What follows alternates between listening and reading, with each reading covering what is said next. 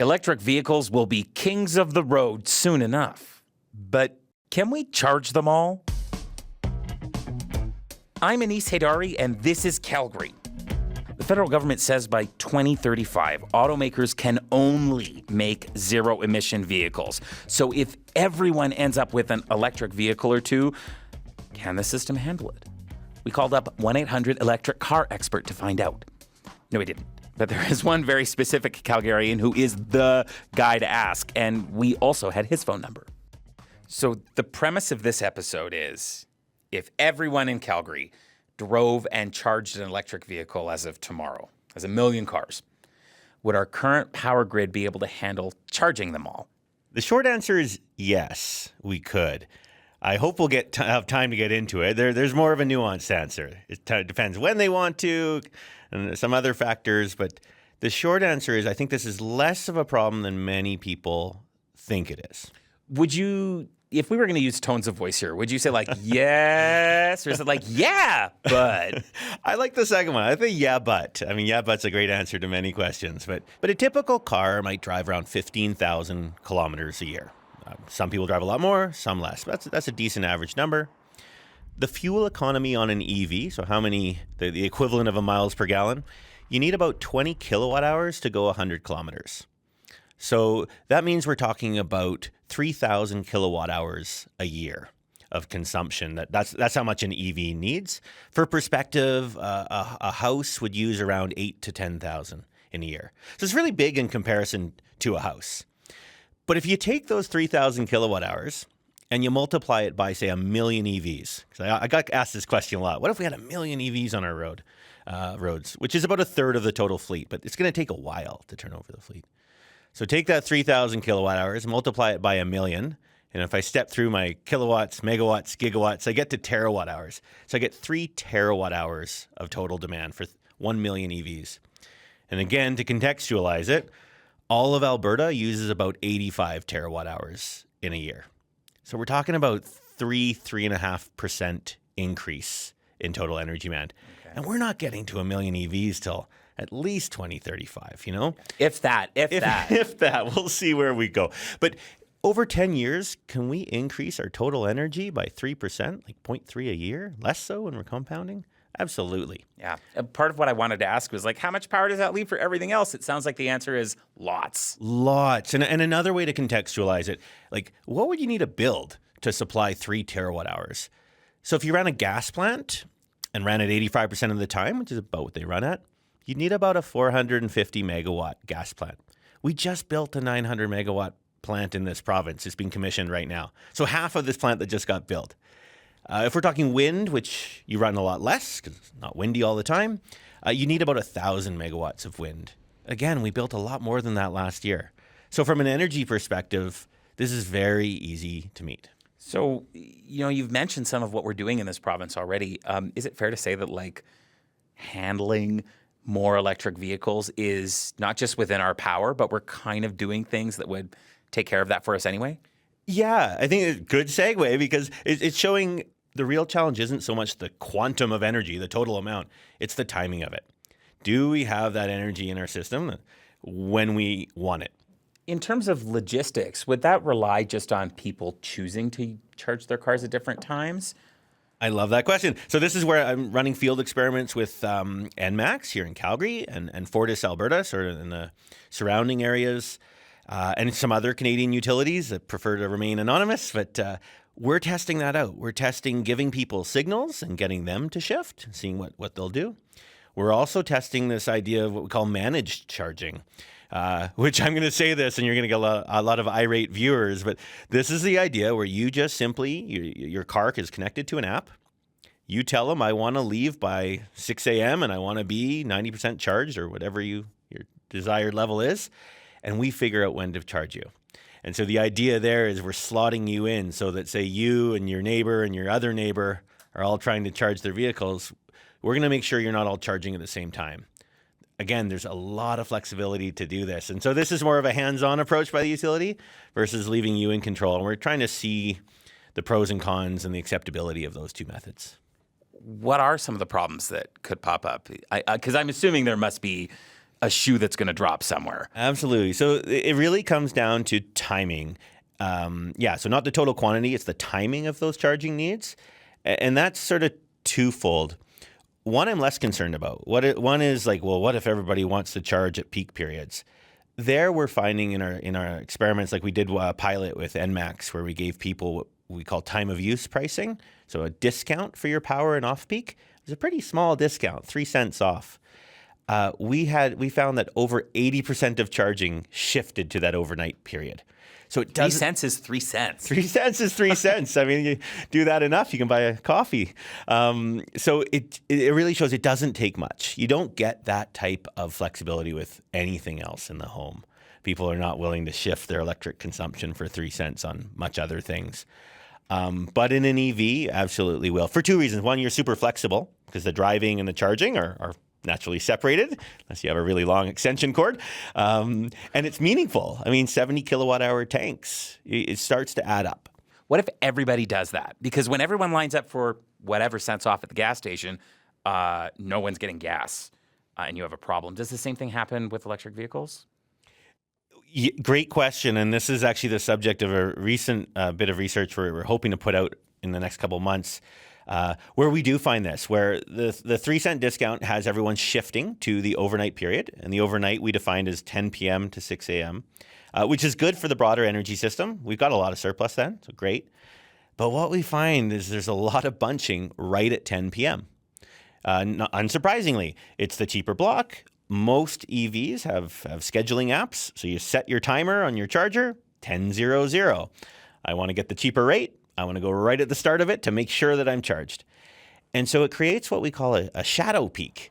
So that is a problem with time of use pricing, where you can get this lumpiness right then. And again, no problem for the broader energy system, but the distribution network doesn't like that either.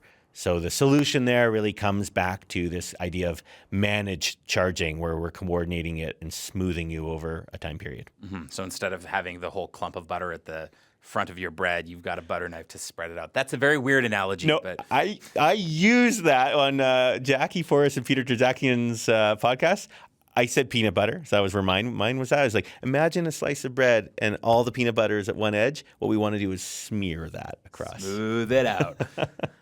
What about condos and apartment buildings? Because I can visualize what you're talking about with a house, and everyone has like a doohickey attached to their meter, and it can, or directly to their charger, and it can handle some of this balancing out and change things around for you. But in a condo or an apartment building, I mean, first of all, lots of them don't have power outlets at all. Mm-hmm. And even the ones that do, like some of them separate it out, some of them don't.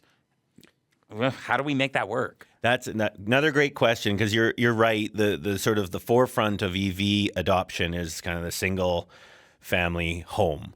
And as it increases, we need to be thinking more about multi-unit residential buildings. I am working with the city of Calgary on their multi-unit, MERB is an easier thing to say, but multi-unit residential building, MERB strategy for EVs.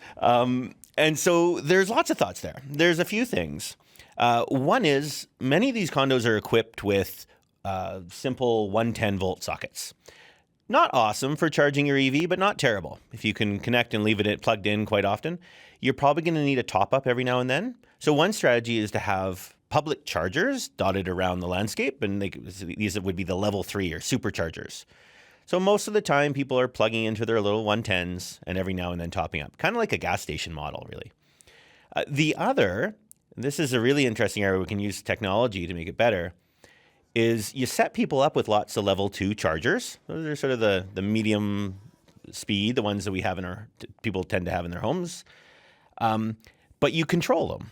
So you might have 100 level 2 outlets, but you certainly can't have 100 level 2s going at once. So again, there you could sequence it. So that allows people to plug in and not have the hassle of like, oh, you're in the spot now, why don't you move and I'll get in there later? Clearly that's not possible.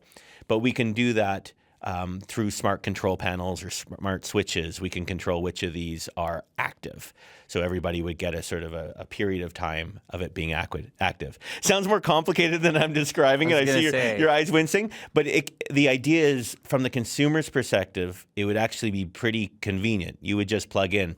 Behind the scenes, there's a lot of coordination on making sure we're not charging too many of these vehicles at once, but everybody's getting charged by the time 6 a.m. rolls around. Mm-hmm. So you can still park your car. If this was a thing, you would park your car like you normally do and just trust that by the morning it would be charged. Absolutely. So I hear stories of people at their workplace where there's maybe 2 EV chargers, and there's only maybe 5 people with EVs right now, so they all know each other, and they're texting each other saying, hey, I'm done, I'll go move it, you can go in now. That's not a sustainable model. I might have some electricians write me over this bad analogy, but it feels like what you're describing is that we have enough supply, but if too many people do this at once, that the breaker might go off for their whole neighborhood. It's like the big breaker. It's like the neighborhood breaker, if you want. It's the transformer. And so the transformer, those little things that look like garbage cans on the top of poles, they'll get stressed and they'll overload. And what you'll see if you're watching the NMAX trucks around Calgary, you'll start to see some of those garbage can looking things being replaced. And they're increasing the throughput of these. And so there's 2 solutions here. One solution is, we go and buy a lot of transformers, which are hard to get these days. Not the fun kind that we grew up with. I was going to say, I've got Optimus Prime. Will you help with my car? No, far less fun than that. We go and do that, and we build out the throughput capability of our system so that we can accommodate it. That's like, upgrading Crowchild Bridge there. We just went from 4 to 6 lanes, moving to 16 lanes, so we can accommodate that rush hour, right? But what a waste of money, because most of the time you're not going to need 16 lanes there. Most of the time you're not going to need these really hefty transformers. So I'm concerned that, that's a solution that is plausible. It's a solution that you can see happening, but there's far better solutions which require a lot more just basically coordination. And again, the call-in person getting irate, but this is where cars are effectively talking to one another through third-party apps and saying like, okay, I'm going to charge now, and then my neighbor's going to charge, and then you're going to charge. And we're sequencing it so that we're not overloading those transformers. And that's stuff that we're testing out right now with Fortis. I guess my last question is, for all those people who don't have these cars yet, how do they factor into this sort of shift? Is it just like eventually you'll get an electric car and welcome to the club? Or is it like Deanna, my very aged Honda Accord, is not going anywhere for a little while. How does that factor in? Is it just that I am not a part of this shift until I choose to get a new car? If we go down that door number 1 I talked about, where EVs are taking off, and the solution to that problem of too many people charging at once is to build up the grid, that's going to affect you and Diana, your Honda Accord, because you're going to be faced with distribution charges, even though you're not an EV owner. And so you shouldn't want us to go down that path. Now, the answer to that isn't that you should go and picket the Tesla shop over there and say, don't sell EVs. The answer to that is, hey, we need to make sure EVs are a lot smarter about when they charge. That would apply to any large demand, but EVs are just so much bigger instantaneously than anything we have. So, you should be sort of supporting that, I suppose, because that will alleviate the challenges. And I think for those of people who get an EV eventually, what you'll find is there's an affordability element once the cost of EVs comes down. Once that upfront cost starts to come down, which is starting to, all of a sudden you have these savings on gas, and there's potential for even more savings on electricity, because when we think about our electricity system here, the price varies dramatically. And if we can pass that through to the customer somehow, where you can take advantage of the low price periods, there's opportunities to get really cheap fuel for your vehicle. And I think that's something from an affordability lens. And we don't tend to think about EVs from an affordability lens because of that upfront cost, which is real. But down the road, I think once we deal with the upfront costs, there's potential for really saving on budgets in terms of fueling your vehicle. Blake Shaffer's an associate professor of economics at the University of Calgary, and he is the guy when it comes to the electricity grid. Thanks for coming in. Thanks for inviting me. You ever wonder why Calgary is obsessed with quadrants? Does this city truly have the Queen of Costco living here?